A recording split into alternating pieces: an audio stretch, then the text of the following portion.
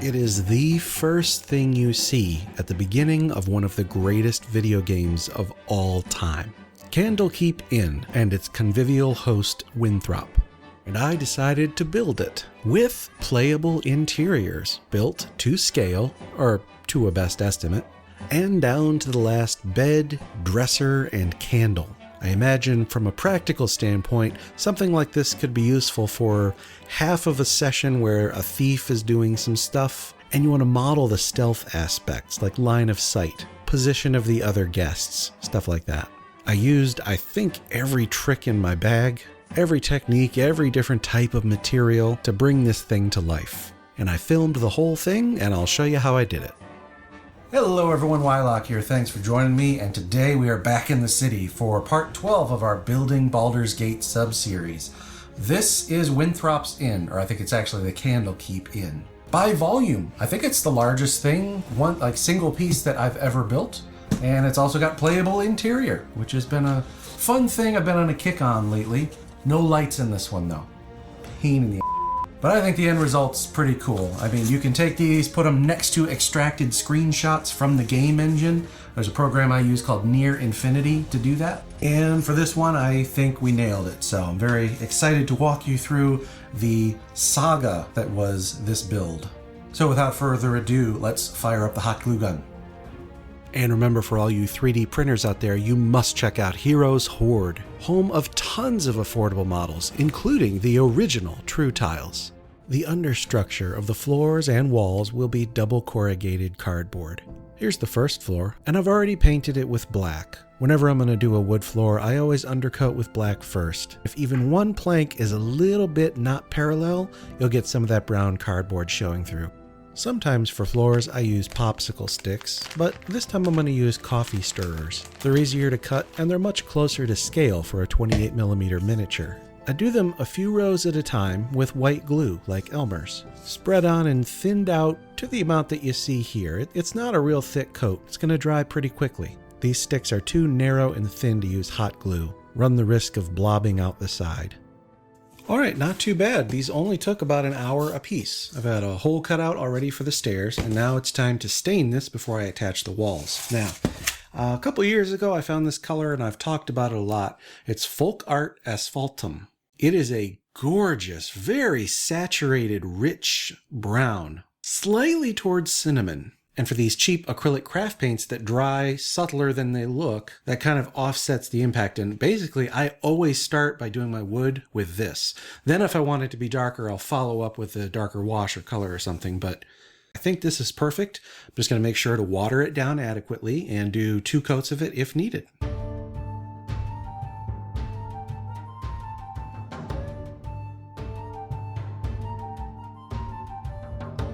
And there we go. What'd I tell you?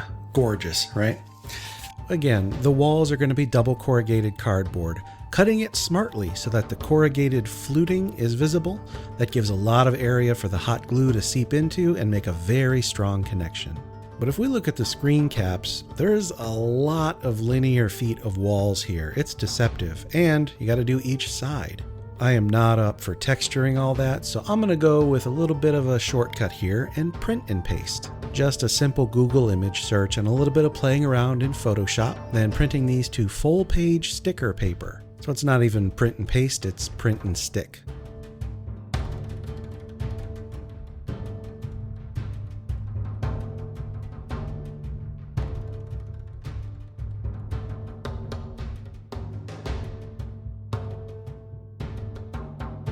This inn will have playable interiors, 2 floors, so they need to be removable, and the seam needs to be concealed. It all also needs to hold together pretty well. There's going to be a lot of mass here, so I've got some small neodymium magnets, and I'm implanting some at each corner.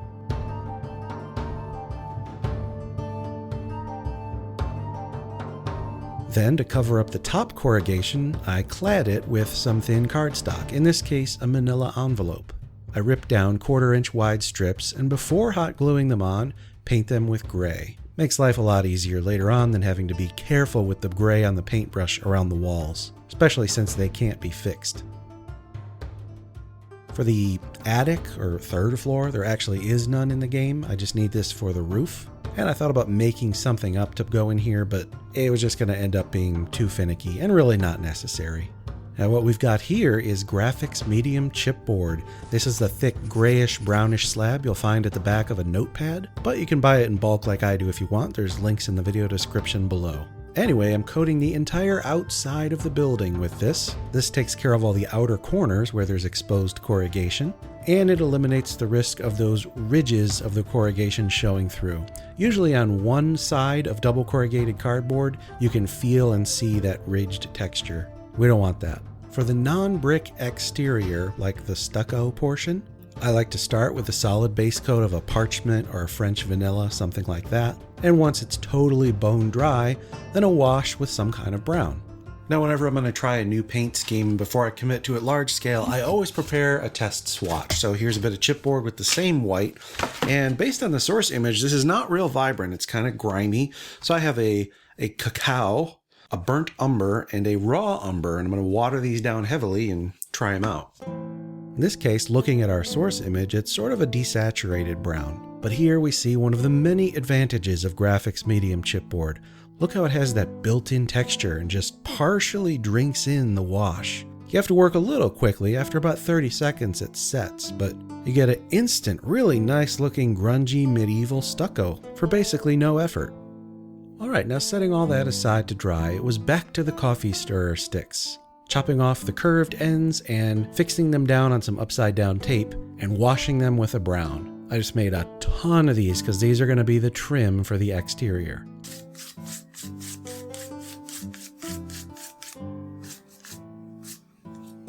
As you can see, once they've dried, it's quite a bit muted. They're looking a little bleached. So checking the source image, there's some dark splotchiness in addition to this brown. So we're going to go back to this cacao color, really thinned down, really watered down, and just see if we can get it the last bit of the way there.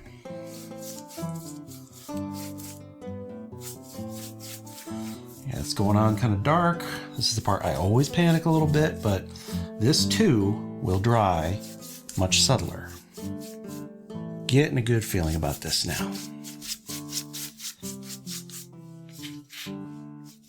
Yeah, get a load of that. Beautiful, rich brown. 2 shades, heavily watered, on real wood. It's the way to go. And it's so easy.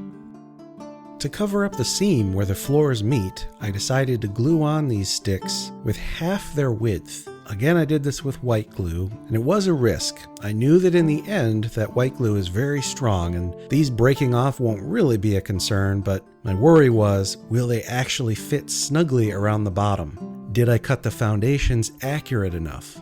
And we'll come back and see that later. For now, moving on to more stuff. Gonna do the roof eventually. More chipboard to form the, I'll say, foundation of the roof. And continually working on walls.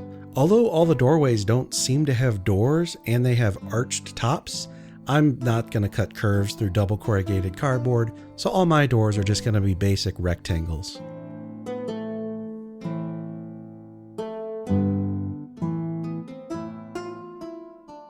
For shingling, I did my tried and true method of 3/4 inch wide cardstock, something like cereal box or food packaging, that kind of thickness, and snipping 2/3 of the way through it, all the way down, varying widths, and gutting out like dozens of these in 15 minutes. Then they get hot glued onto the roof, starting with the bottom row. The whole roof only took about 2.5 hours. At that point, I noticed a problem. This attic piece is kind of warped. It's lifting here on this side. Not good.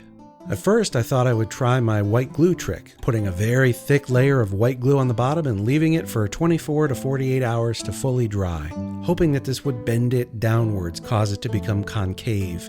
However, it had no effect whatsoever. This trick is good for scatter terrain bases, but this 3-dimensional piece already has a ton of control in it, so this had no help whatsoever. And so, confident in the structure of the rest of the attic, I cut out as much of that foundation as I could. It's really not needed anymore now that all the walls are in place. This causes the thing to be much more flexible, and I can sort of do a one-time bend to force it down into place.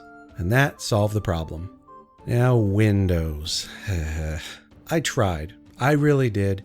I like to use 3D printing as little as possible on the channel. And so I used thin cardstock, made a master template that I could trace, used an X-Acto knife to try and be careful and make windows that approximate what we see in the source image. And I kind of got there. It looks pretty crude. I was going really fast here to do proof of concept. I'm capable of much more precision cuts, but that's sort of the whole point. I'm not going to spend 10 hours cutting out whatever it is, 30 of these windows. So I did hit 3ds Max. I did model up some windows, and I printed them. Now they are primed in God's Gift to Humanity Rust-Oleum 2X flat gray, and then with my airbrush I used some of the Army Painter War Paints Fanatic line. This is Gray Castle, and I spritzed on a top-down gradient. Army Painter is a friend of the channel. They make the best damn miniature paints on the planet, and I highly recommend them. Case in point, here's one of their browns from that line. Beautiful one-coat coverage. Nice.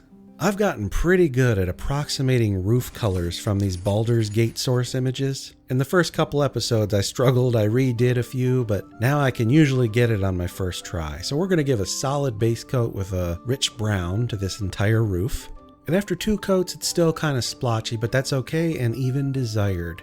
Then a dry brush with French vanilla, some kind of off-white with a warm tone, and then finishing it off with an oil wash. Oil paints are just a little more expensive than acrylic paints, but using them in this manner, one tube lasts an entire lifetime. This is brown oil paint in some thinner found at the crafting store, and I'm washing the entire roof with it. To build the stairway from the first floor to the second floor, I cut rectangles of double corrugated cardboard in decreasing 1/4-inch increments.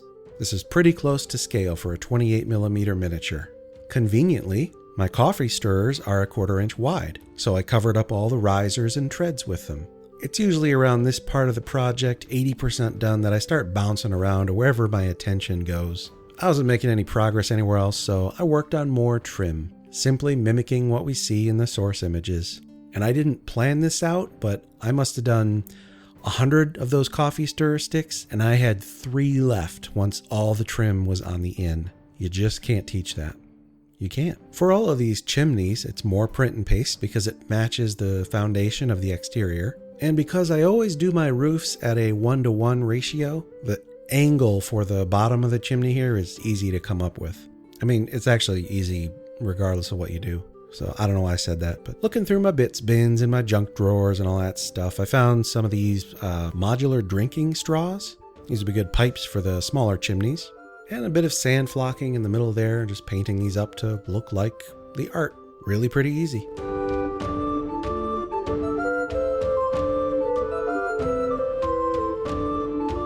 There's a few rugs in here, and again, I can't draw, I can't paint, so it's Google image search again. Found some things, shifted the color palette in Photoshop, print and stick. Whenever I do rugs, I like to stick them to some cereal box cardstock and cut that out, then hot glue it to the thing.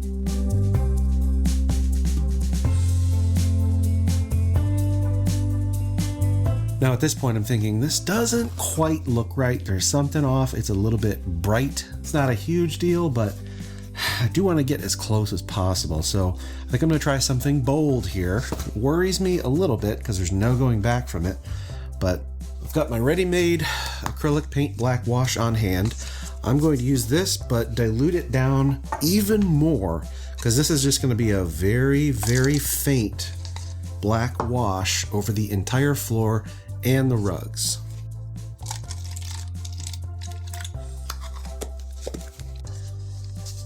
Let me get the camera in on this. Let's be bold. Nope. Too rich. Too rich. Get it out of there. There. That's more what I was hoping for. Yep, I'm already digging this. Again, we are trying to emulate the Baldur's Gate art direction. And the fact is, those are grungy, dithered, not vibrant textures all the time. Oh, so good. Let's do the stairs even. Yep. Stairs, stairs, stairs. I'm gonna have to do this to the upstairs floor as well. Make the wood floors match. Yeah, That's what we needed. That's what we needed. Decorating the interior. For all these beds, I got some foam board. This is the stuff from the dollar store that the paper peels off of really easily. So a nice solid base coat on those, and then smaller bits of that foam board washed with a very diluted black to grungify them up. From here was a lot of tedious work, but I kind of enjoyed it. This is where it's like 1 or 2 a.m. and I have music on in the background, and solving these little miniature problems is kind of fun. I don't have a ton of them to do, and they don't have to look real pretty. The undersides are never going to be seen. Ever since I did that 4-post bed in my White Plume Mountain build, I've enjoyed making these little miniature beds. And I'm using the same techniques here as I did all the way back then a few years ago. Coffee stir sticks and toothpicks, and I'm using super glue to fix it all together, not white glue, because it's instant and it spreads less. And there's a whole bunch of dressers in there. Oh, by the way, I did an ultimate guide to miniature furniture some time back. I'll put a card in the upper right corner. You can go and watch that if you want. I'm not going to go into gory detail here because I did back then, but these are miniature Jenga blocks with coffee stirrers to act as drawer fronts and little tiny Toho seed beads, 4/0 I think, white glued on as the door poles.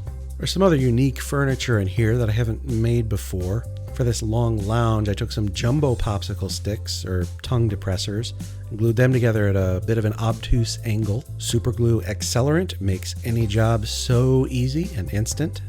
Right about here is, as expected, where things kind of ground to a halt. There are so many little features to populate in here. They're all different colors, so I couldn't really mass produce, and then things got busy at work. So this went on for a month. It is fun making candles though. These beads here look metal, but they're just painted that way. They're actually plastic. I like to cut them flat on the bottom and then take a bit of paper clip, the kind with the vinyl coating, and strip away the last millimeter or two to make the actual flame. It's about as close to true scale as you're gonna reasonably get. For furniture cushions, I like using Graphics Medium chipboard. It's very thick, very fibrous, easy to paint and wash and get texture out of. Looks a lot like fabric. And if I had to pick one tip from my furniture guide to reiterate, it would be the use of washes. Specifically Army Painter, just based on my experience with it, but after you paint wood with watered down acrylic craft paint, it's very faded, it's muted, and if you want to bump up that saturation, slather a wash over it. The soft tone, the strong tone, flesh wash can have an infinite variety of great finishes for your wood furniture. But this table down in front has a couple of bottles of wine on it. Let's get those glued on there. And just a few dabs of white glue is enough to fix the furniture in place. Let's start filling out the rooms a bit.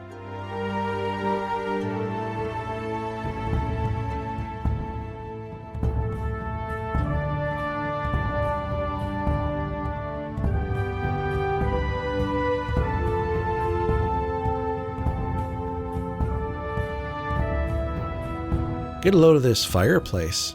To build this, I have these old school clothesline clips. Found them at the craft store, and I'm going to saw off the clip part to get this shape. This is what I see for those side pillars on the fireplace. Admittedly, at this point, I was kind of rushing along, trying to get this whole thing done. I finished it up with Graphics Medium chipboard and a bit of XPS foam for the obscure shape at the top. Same for this bigger fireplace over in the, I think it's the kitchen. I just approximated it out of foam, painted them light gray, washed them with black, good to go. Well, I had the foam out, I realized, I gotta do the counter, Winthrop's counter. So that's more jumbo popsicle sticks and some foam for the pedestal. You get the idea, you can see what I'm doing with it. There's a couple shelves with linens on them, I think that's what they are. So once again, Graphics Medium chipboard, great for approximating folded up fabric you'll never notice from 3 feet away. So I made some stacks of them and just painted them up. There's some pieces of artwork. There's a painting behind Winthrop and there's one in the second floor hallway. Got some Magic the Gathering cards that look sort of like I can make out from here. It's kind of a muddled mess. But by taking your MTG commons and cutting them out, you can take some matchsticks, super glue them on, and paint them brown. You've got a framed picture. Artwork. Easy. Fun. Great looking. There's a candelabra next to the fireplace in the main living area. I looked through my Gothic bead collection, found one that would make a good base and another for the candle holders, with a toothpick as the post. I had mass-produced like 30 candles earlier, not knowing how many I would need, but it's nice to have a reserve you can just pull from. You're doing this little project here, and you don't have to hit the brakes. You just pull from your stock. The railing for the second floor, a little bit tricky. Coffee stirrers and wooden dowels, or toothpicks would probably work fine as well.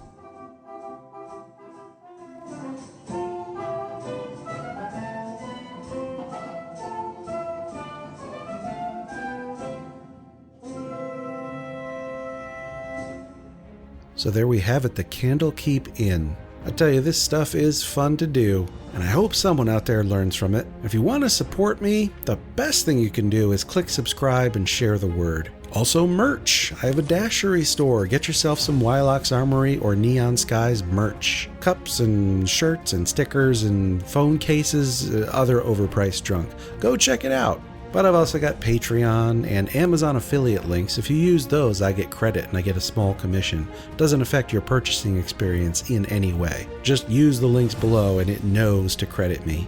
If this is somehow your first experience with me or this hobby, you should know we're on Facebook, the Tabletop Crafters Guild, over 40,000 members and growing. If you have a suggestion on what I should do next from Baldur's Gate 1 or 2, please leave a comment below. Note that it can't be enormous, certainly not bigger than this inn that you've seen today, so ideally like a building. But if there's something I could condense and abstract a bit and approximate, I'll take a shot at that as well. In any case, thank you so much for watching today. Hope to see you next time. Till then, I'm Wylock. Make things and play games.